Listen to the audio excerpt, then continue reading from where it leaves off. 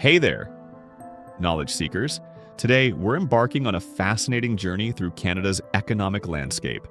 I'm about to break down everything you need to know about one of the world's most resilient economies. So grab your favorite beverage, get comfortable, and let's dive right in. Canada's global economic position, a northern powerhouse. You know what's remarkable? Canada, with just about 38 million people, consistently ranks among the world's top 10 economies. As of 2023, we're leading the G7 nations with a robust 1.2% GDP growth. But that's just the tip of the iceberg. Looking back to 2008, when the global financial crisis hit, Canada's banking system stood strong while others crumbled. Fast forward to 2024, and we're still showing that same resilience. Our GDP has grown from 1.6 trillion Canadian dollars in 2010 to over 2.2 trillion today. Now that's what I call steady progress. The triple engine, core economic sectors. Let me paint you a picture of Canada's economic engine. First, there's our dominant services sector, contributing a whopping 70% to our GDP. From world-class financial institutions to cutting-edge healthcare services, this sector employs over 13 million Canadians. Then we've got manufacturing, our industrial powerhouse. Did you know that Canada produces about 2 million vehicles annually? That's not just cars rolling off assembly lines, that's innovation in motion. Our aerospace sector? It's the fifth largest in the world, generating annual revenues exceeding $25 billion. And let's not forget our natural resources. Canada holds the world's third largest oil reserves with 168 billion barrels. Our mining sector? We're talking about a country that produces over 60 minerals and metals.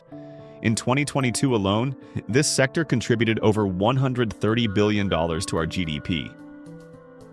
Innovation and technology, the digital frontier.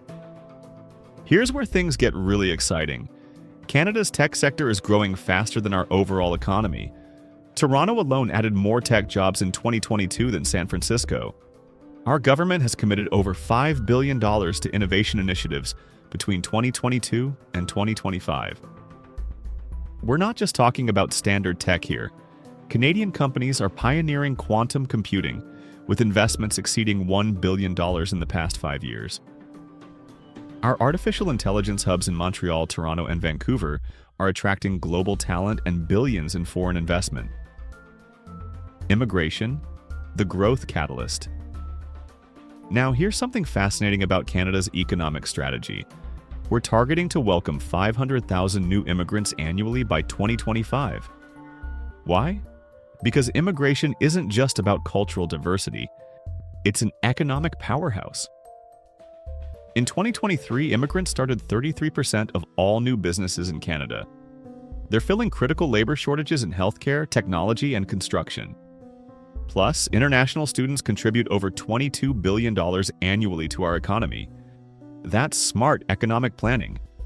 Trade relations, global connections. Canada's trade story is remarkable. The USMCA agreement facilitates trade worth over $1 trillion annually with the United States and Mexico. But we're not putting all our eggs in one basket.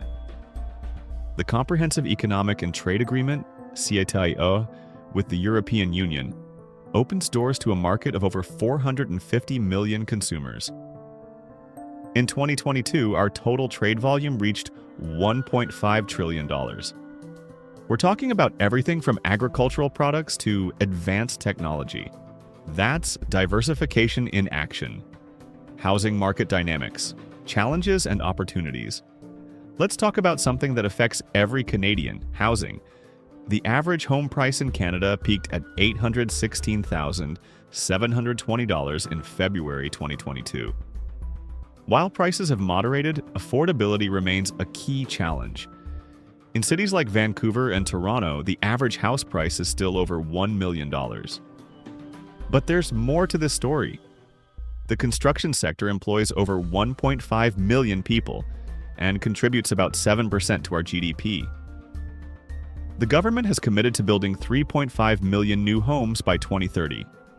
That's not just about housing, it's about creating jobs and stimulating economic growth. Sustainable development, the green economy. Climate change isn't just an environmental issue, it's reshaping our economy. Canada has committed to reducing greenhouse gas emissions by 40 to 45%, below 2005 levels by 2030. This commitment is driving a green economic revolution. The clean technology sector is projected to exceed $100 billion by 2025. We're seeing massive investments in renewable energy, with wind and solar capacity growing by 300% since 2015. That's not just environmental responsibility, that's economic opportunity. Regional economic development, coast-to-coast growth. Canada's economic story isn't just about big cities. From the Atlantic province's ocean economy to the Prairie province's agricultural powerhouse, each region contributes uniquely. The Atlantic Ocean economy is projected to reach $50 billion by 2030. Meanwhile, Prairie province has exported agricultural products worth over $40 billion in 2022. Small business ecosystem, the economic foundation.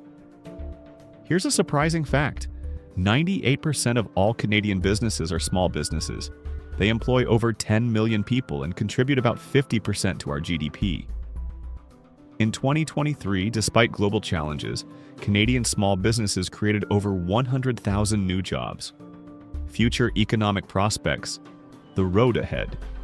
Looking ahead, Canada's economic future is bright but requires careful navigation. Projections show our GDP could reach $2.5 trillion by 2025. Key growth sectors include artificial intelligence, expected to contribute $200 billion to our GDP by 2030, and clean technology. And there you have it, friends. Canada's economic story in all its fascinating detail. From our robust traditional sectors to emerging technologies, from immigration-driven growth to sustainable development, Canada's economy is transforming while staying true to its foundations of stability and innovation. If you found this deep dive interesting, don't forget to hit that subscribe button and ring the notification bell. Drop your thoughts in the comments below. What aspect of Canada's economy surprised you the most? And hey, if you'd like to see more content about specific sectors of the Canadian economy, let me know.